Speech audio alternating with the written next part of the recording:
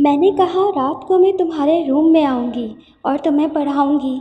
आदिल भी शायद समझ चुका था मैं कमरे में क्यों आना चाहती हूँ। मैं अपने कमरे में चली गई और रात होने का इंतज़ाम करने लगी। मैं अपने रूम में फिर वही नॉवेल लेकर बैठ गई। मुझे आज एक नई चीज़ मिल गई थी। मैं रूम में बैठी नॉवेल पढ़ रही थी कि रुखसार रूम में आई और कहने लगी, आपी, अम्मी बहुत गुस्सा कर रही हैं।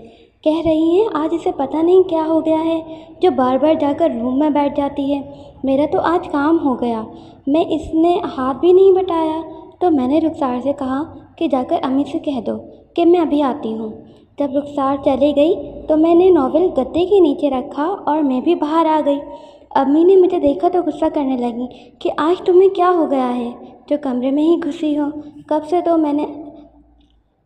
तो मैंने अम्मी से कुछ नहीं कहा और इनका काम में हाथ बटा दिया। हाथ बटाते बटाते रात हो गई। रात का खाना खाकर हम सब अपने अपने कमरों में चले गए। अम्मी और अब्बू के सोने का इंतज़ार कर रही थी। जब अम्मी और अब्बू अपने रूम में सोने चले गए और रुखसार भी सो गई तो मैं चुपचाप उठी और आदिल के कमरे में जाने लगी। मैं आदिल के कमरे के पास गई तो आदिल का दरवाज़ा थोड़ा सा खुला था। मैंने दरवाजे से जाकर देखा तो आदिल की पीठ दरवाजे की तरफ थी और वो मोबाइल में वही पिक्चर देख रहा था और आदिल का हाल बेहाल हुआ जा रहा था। आदिल को इस तरह से देखकर मेरे भी पसीने छूटने लगे। मैं जल्दी से आदिल के दरवाजे से हट गई और अपने रूम में जाने लगी, लेकिन मेरे पैरों में जैसे ताकत ही नहीं बची थी। मेरा दिल बेचैन हुआ जा रहा था। मेरे कदम अपने आप आदिल के रूम की तरफ जाना चाहते थे। मैं पलटी और फिर से भाई के रूम की तरफ जाने लगी। मैं दरवाजे के पास पहुंचकर देखा तो भाई फिर से वही काम कर रहा था। मैंने अपने आप को संभाला और दरवाज़ा खटखटाया। मैंने पूछा, भाई क्या तुम जाग रहे हो? मेरी आवाज़ सुनकर भाई थोड़ा सा हड़बड़ाया और इसने जल्दी से मोबाइल से वो फिल्म हटाई और अपने आप को संभालने लगा और फिर बोला, आप ही आप आ जाएं। दरवाज़ा खुलकर अंदर गई तो भाई बेड पर बैठा था। अब भी इसके चेहरे से साफ पता चल रहा था कि वो क्या कर रहा था। मैं जाकर भाई के सामने बैठ गई। भाई नज़र झुकाए बैठा था। मेरी हालत भी शायद भाई से छुपी नहीं थी। मैंने काँपती हुई आवाज़ से भाई से पूछा, भाई क्या हुआ है? इतनी सर्दी में भी तुम्हें पसीने क्यों आ रहे हैं? तो भाई कुछ नहीं बोला। मैंने भाई के हाथ पर हाथ रखा और फिर कहने लगी, भाई तुम मुझे बता सकते हो जो तुम्हारी परेशानी हो? तो भाई कहने लगा कि मेरी परेशानी आपसे छुपी नहीं है।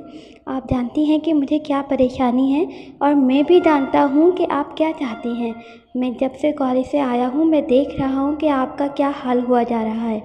तो मैंने भाई से कहा कि चाहती तो मैं भी वही हूँ, लेकिन डर लगता है। तो भाई कहने लगा कि डर कैसा?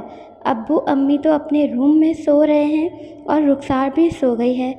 हम दोनों इस कमरे में क्या कर रहे हैं किसी को कुछ पता नहीं चलेगा। मैंने कहा, ठीक है भाई, मैं दरवाज़ा बंद कर कर आती हूँ। मैंने दरवाज़ा बंद कर दिया। मैं भाई के बिस्तर में रज़ाई ओढ़ कर लेट गई और भाई भी मेरे पास ही आकर लेट गया। फिर मेरे भाई ने मेरे कपड़े उतारने लगे। मैंने भाई से मना किया कि कपड़े मत उतारो। तो भाई कहने लगा कि कपड़े नहीं उतारूंगा तो काम नहीं होगा। भाई ने अपनी ज़िद की और मेरे साथ वही करने लगा जो नॉवेल में लिखा था। मैं पहली बार किसी के करीब गई थी तो मुझे बहुत अजीब हो रहा था। तो मैंने भाई से मना किया कि भाई रहने दो, मत करो, मुझे कुछ नहीं करवाना। भाई कहने लगा कि आप ही पहले पहले थोड़ा अजीब होगा, फिर मज़ा आने लगेगा। भाई अपना काम पूरा कर लिया। जब भाई काम करके हटा तो मैं अपने कपड़े सही करने लगी और उठी तो मैंने देखा कि बेड की चादर ख़राब हो चुकी थी। मैंने भाई से कहा कि भाई ये चादर क्या करें? अब तो भाई कहने लगा कि तुम इसी वक्त ले जाकर धो दो, नहीं तो फिर सुबह अम्मी ने देख लिया तो काम ख़राब हो जाएगा। मेरा बिल्कुल भी दिल नहीं कर रहा था। मेरी हालत बहुत ख़राब थी। मेरा बदन दर्द से टूट रहा था, लेकिन अम्मी के डर से मैंने बेड से चादर उतारी और वॉशरूम में जाकर धोने लगी। मैंने चादर धोकर वॉशिंग मशीन में सुखाकर फिर से बेड पर बिछा दी और अपने रूम में सोने चले गई। मैं अपने रूम में गई तो रुखसार जाग रही थी। रुखसार मुझसे पूछने लगी कि आप कहाँ गई थी इतनी रात में? मैंने रुखसार से कहा, कहीं नहीं गई थी, वो मुझे इस टाइम वॉशरूम आ गई थी तो मैं वॉशरूम में गई थी। तो रुखसार मुझसे पूछने लगी कि आप ठीक हैं? तो मैंने कहा, हाँ मैं ठीक हूँ, बस थोड़ा दर्द है, सुबह तक वो भी ठीक हो जाएगा। फिर मैंने रुखसार से कहा, तुम सो जाओ, मुझे अभी नींद नहीं आ रही। और मैं भी बिस्तर पर लेट गई और वहीं सब सोचने लगी कि आज भाई के साथ मुझे कितना मज़ा आया है, और सोचने लगी कि ऐसा मौका कब और दोबारा कब मिलेगा। और यही सब सोचते सोचते पता नहीं कब सो गई। सबसे पहले मैं भाई के रूम में गई, भाई को जगाने में भाई के कमरे में गई तो भाई कल वाली हालत में सो रहा था। भाई का पूरा बदन एकदम दूध जैसा सफ़ेद था। भाई की तरफ से मेरा नज़रिया बिल्कुल बदल चुका था। मैं भाई के पास जाकर बैठ गई और इसके बालों को सहलाने लगी और अपने हाथों से इसके गाल भी सहलाने लगी। भाई इतना बेखबर था कि इसे होश ही नहीं था। मैं क्या कर रही हूँ? मैंने घड़ी देखी तो 7 बज चुके थे। मैंने अपने भाई का हाथ हिलाया और उसे जगाने लगी। भाई उठा तो मुझे देखकर कहने लगा, निम्रा आपी, आप यहाँ क्या कर रही हैं? मैंने कहा, मैं तुम्हें जगाने आई थी, कॉलेज नहीं जाना, देर हो रही है। तो भाई कहने लगा, आपी जाना तो है लेकिन मेरे बदन में बहुत दर्द हो रहा है। मैंने पहली बार रात में आपके साथ ऐसा किया है, वो सब किया था, शायद इसीलिए ये कहते हुए भाई ने मेरी तरफ देखा और मुझसे पूछने लगा, आपी क्या आपको कुछ भी नहीं हुआ? तो मैंने कहा, भाई मेरा तो आपसे भी ज़्यादा बुरा हाल है, बिस्तर से उठा ही नहीं जा रहा था। तो मैंने दर्द की दवाई खाई और फिर जाके नहा ली, तब जाके थोड़ा आराम मिला। तुम भी उठो, जल्दी से नहा लो और नाश्ता करके दवाई खा लो। तो भाई कहने लगा, आप ही मुझे बिल्कुल नहीं नहाना है, इतनी ठंड हो रही है, इतनी सुबह मैं नहीं नहा सकता। तो मैंने कहा कि तुम्हें नहाना ही पड़ेगा। तो भाई कहने लगा, ठीक है अभी मैं नहा लेता हूँ, लेकिन मैं आज कॉलेज नहीं जाऊँगा, आप अम्मी को समझा देना।